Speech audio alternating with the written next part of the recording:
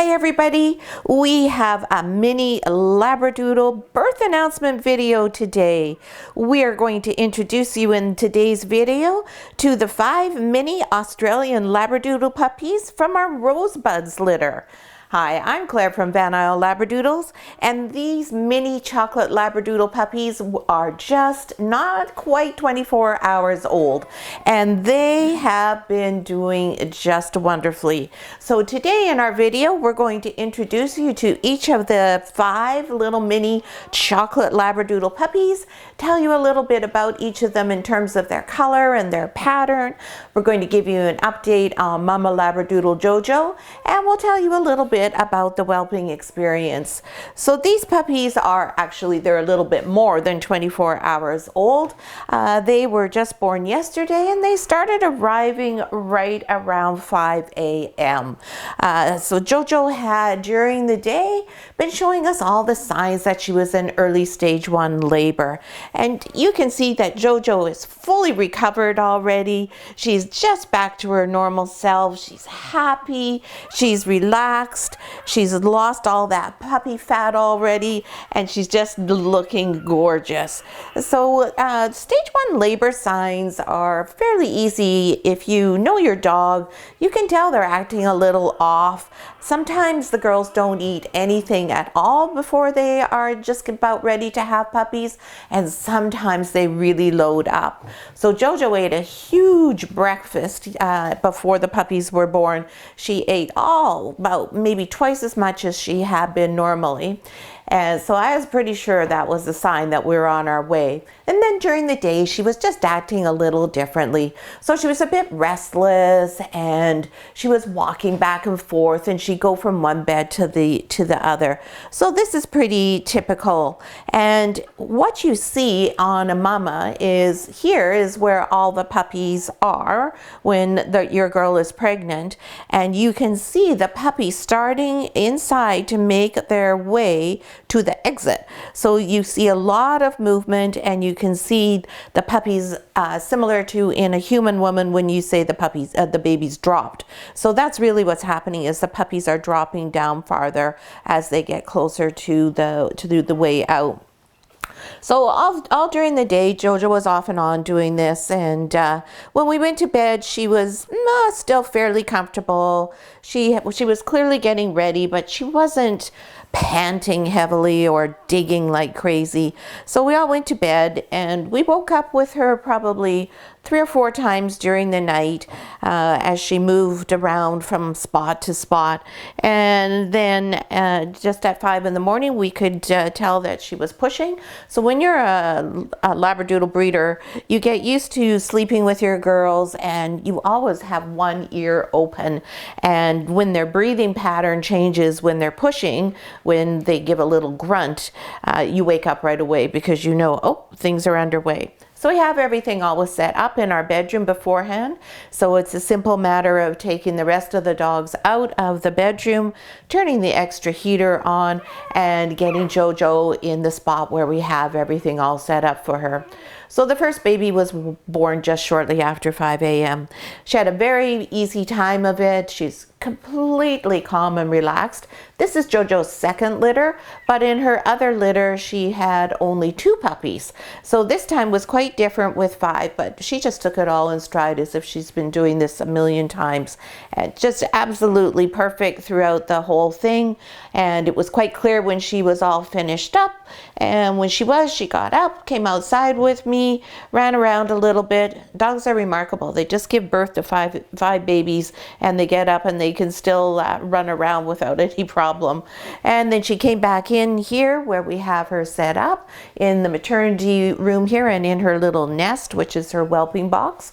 And sometimes girls are like, wait a minute, my puppies moved from where they were born, and I have to go back and check and make sure you didn't forget any. But JoJo was fine. She said, oh, it's okay. I know you've got them all. She came right in. She had a really good dinner and or breakfast actually, and settled right in and has been doing really well ever since. So the moms that have had one litter, it's easier for them when they have their second. They know what to expect. They know it's coming, because I'm quite sure the first time it might be quite startling. As for the puppies, they're all a lovely weight. They are all chocolate except for the one red puppy here, who obviously stands out, being a different color. And now you'll see JoJo, who is chocolate, and her color is a little different. So this is more like of a parchment color. And this happens quite frequently with chocolates, where they change color and they morph into more of a parchment shade. Personally, I love these more interesting hues. I think they're really very pretty, as each one of them is unique. And whoopsie, you knocked your Mr. Blue color over there. Yeah, that made him mad. Yeah, he didn't like that, JoJo. But it's really pretty, and you can still see, if you can see here on JoJo's paws, because JoJo's a phantom, so you can still clearly see her tan points.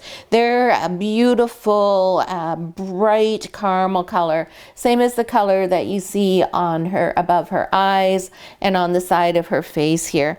And altogether it just goes together, and it's so pretty. It's really just she's just a really gorgeous dog. Really like the way this little lady looks. So for these little Labradoodle puppies here, is this going to happen? Well, quite possibly. I'm going to think that it's quite possible that blue color is going to turn into a parchment like her, because you can see his color is already a bit lighter. This puppy here, who is yellow color, he might not. He's a little bit darker, but really nobody can tell you with any certainty exactly what is going to happen in the future in terms of chocolate color. It can stay dark, it can fade, it can go part way. Sometimes the chocolate's silver, which means they just become a little lighter, sort of, so they end up like this color here. And other times they stay dark like that, and other times they transform completely, such as JoJo's done. So it's kind of fun, because you never know, and you just have to keep watching and see what happens as time goes on. So this litter, we have 5 puppies here. We have 4 boys and 1 girl. The only girl we have is pink color here. Everybody else is a boy. And pink color was the last puppy born. So that was our last chance to have a girl. So we did have the one, but just the one there. And now if you're new to puppies and new to our YouTube channel, all puppies, when they're first born, they're born with their eyes and their ears sealed shut. So they can't see and they can't hear. Usually the eyes open anywhere from between day 10 and day 16. And the ears tend to open anywhere from about day 15 through to about day 23. So it's quite a while in terms of dog timing before they can actually see and hear. And the other thing the puppies can't do is they cannot go to the bathroom on their own. Mom does all of that job for them. She licks them to stimulate them to go, and then she actually consumes it all. That way the nest stays clean and there's no odors for possible predators to detect. So naturally we don't have any predators here, but all these are natural instincts, and of course that's how dogs do things. That instinct hasn't changed. Now the one sense that they do have is their sense of smell. Their noses are everything to them right now, and their noses have little heat sensors in them, so they're able, if they are over here for instance, to be able to detect the heat of mom and be able to move forward to mom to be able to find that milk bar. They can also detect heat from one another so that they stay close together in order to maintain their body warmth. Because another thing they can't do as little infants is they can't regulate their body temperature. So the room we have at 22 degrees, that way it's warm enough for the puppies, but it's not too hot for JoJo to be miserable. You'll see she's panting. She's panting because it is still warm in here. It's warm enough that I feel like I'm going to be sweating, and this is how a dog sweats. So it's warm enough for that, but it's not miserable where she's just dying of heat. Some breeders keep their whelping rooms way high heat. And that's really miserable for the mama dog. And what you'll find then is the mom dog doesn't want to be with her puppies. So she leaves the nest and she'll go lie on the cold floor.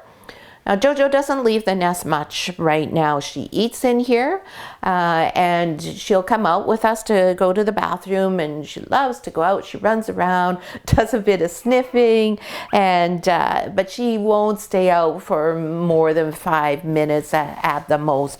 Usually it's closer to around 3 minutes. And you see how JoJo just moved just now. So she's stretching herself out, and that's intentional so that her babies have access to all of her milk bar.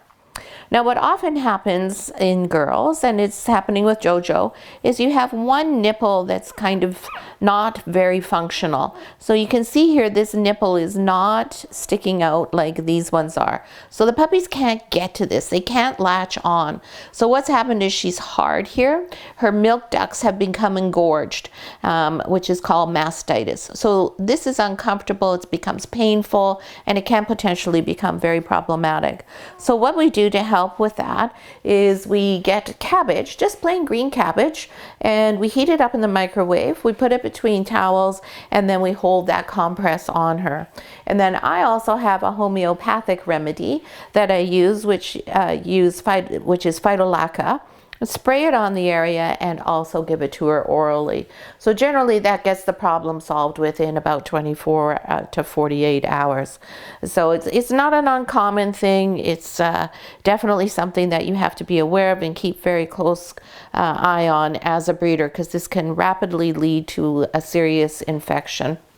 So we also have antibiotics, so we will start JoJo on those. Completely safe for the puppies, so no worry about that. But we want to make sure that that we get this under control quite quickly and make sure that JoJo's comfortable. So that's JoJo and the whelping story. So let's get to introducing you to all the puppies. So in each of our videos, we always do the puppies in birth order. So the first puppy born is dark blue collar boy here. And you can see with him here amongst the others that he is a lighter chocolate color. Already he's closer to JoJo's color. And you can see he's got beautiful white markings on the top of his head. And then you can see his gorgeous phantom, which is the tan points on the side of his face and up above his eyebrows. And now I'll just pick him up and make sure that JoJo doesn't mind. There we go. Yeah, she seems to be fine with that. Then you can see he also has white on his feet. And then these are his tan points, his phantom markings up his leg. And then his little white chest is there as well. So you will hear some breeders refer to it as a tri, because there are 3 colors. There's no absolute definition for what a tri is in the Australian Labradoodle breed standard. So many people just refer to any dog with 3 colors as being a tri. My definition is you have to be a full party and a full phantom to be a tri. So I call these phantom abstracts, but if you want to refer to them as a tri, that's perfectly fine. When I register them with WALA, Worldwide Australian Labradoodle Association, that's our governing body, then I will register them as tris, because that is how things are being done before the breed standard gets to be adapted. There were no phantoms that long ago, and there certainly weren't any phantoms with white markings. Very, very recent pattern and color for Australian Labradoodles. So the breed standard just hasn't been fully defined yet. So Mr. Dark Blue, he was born at 5:08 a.m. on June the 4th, and he was 267 grams, which is quite a good size for a mini Labradoodle. These Labradoodles will be mini to large mini in size. Now just put him over there. Next was Mr. Green Collar. Hey, buddy. Here we go, sweetheart. So Mr. Green Collar, you can see, is a little bit darker than Blue, and he does not have any of the white markings on him. No white anywhere. So he is a chocolate phantom. There's no abstract markings. And the white we refer to, they can be called abstract, mismarks. People have lots of different terms.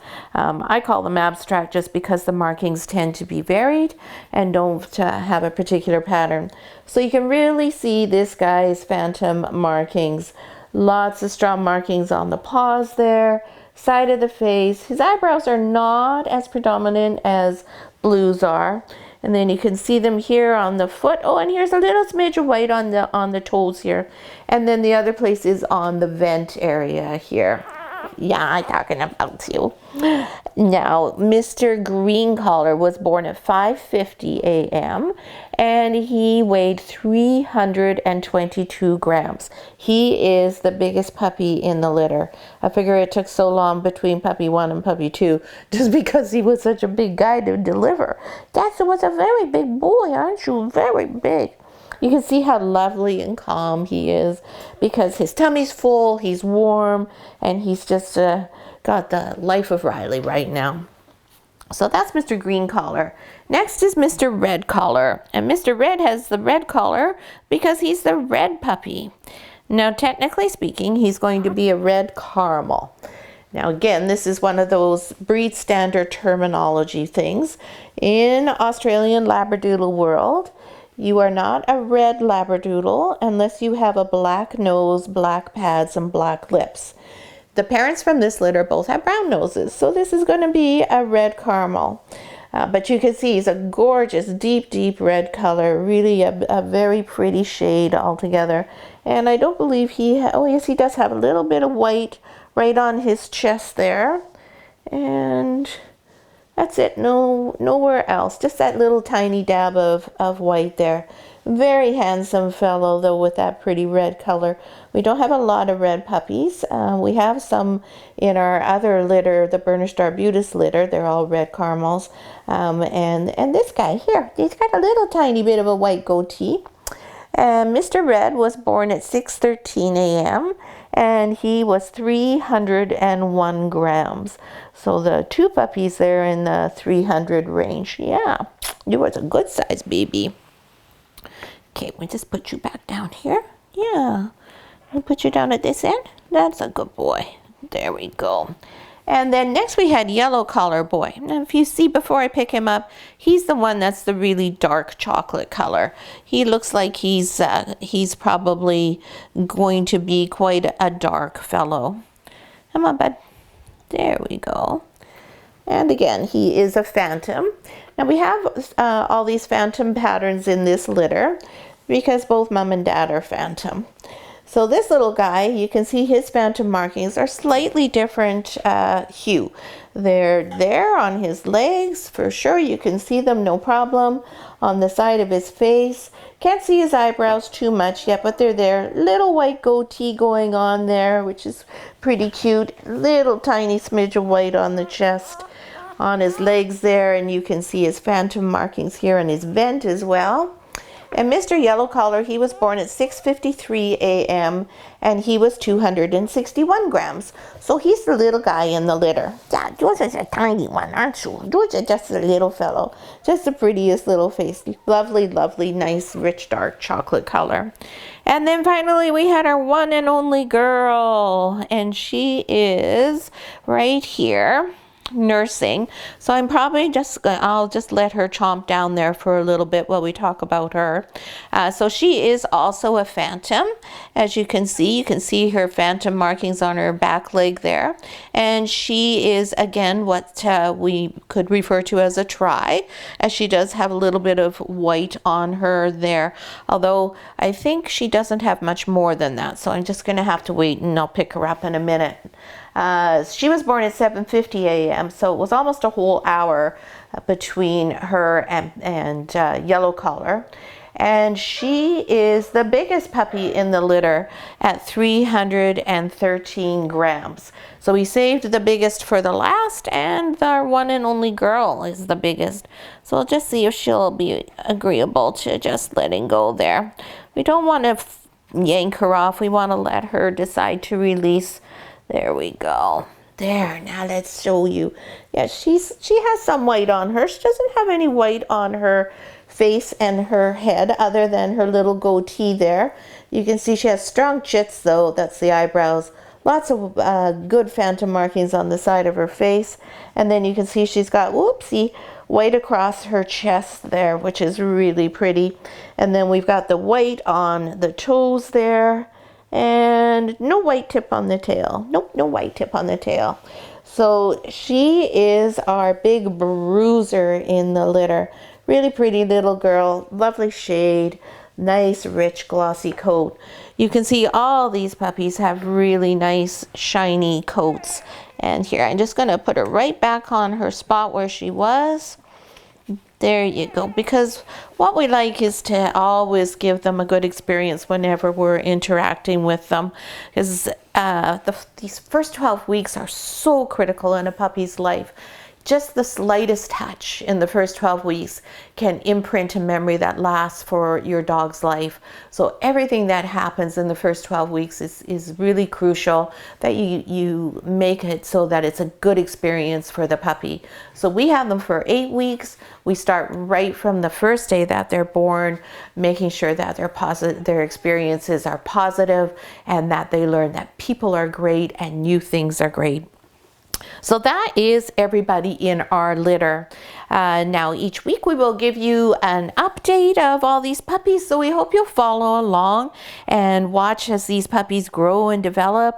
See if their colors won't change very much in the 8 weeks that we have them. So JoJo, for instance, she was still fairly brown until she was about a year old, and then her color went to this gorgeous parchment shade. It's really a pretty kind of color, taupe kind of thing. And then we've got our Mr. Red Collar there. So it's a very cute little litter, very nice. 5 puppies is an easy number for JoJo to handle.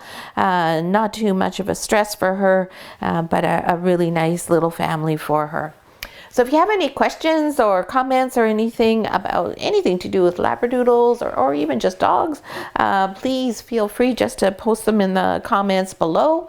I'd be happy to answer all of those for you. And we hope you enjoyed the video, and you may want to think about subscribing to our channel and then clicking that bell icon so you're notified whenever one of our new videos comes out. So thanks so much for watching. We hope we see you again next week.